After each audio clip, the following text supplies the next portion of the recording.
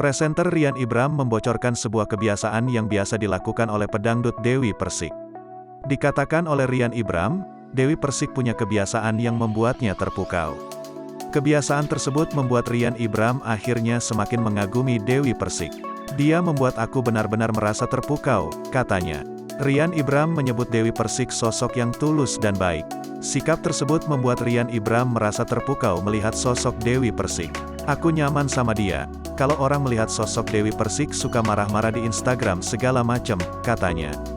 Dikatakan olehnya, Dewi memiliki kebiasaan berbagi makanan setiap hari Jumat. "Setiap Jumat, dia selalu berbagi," katanya membocorkan.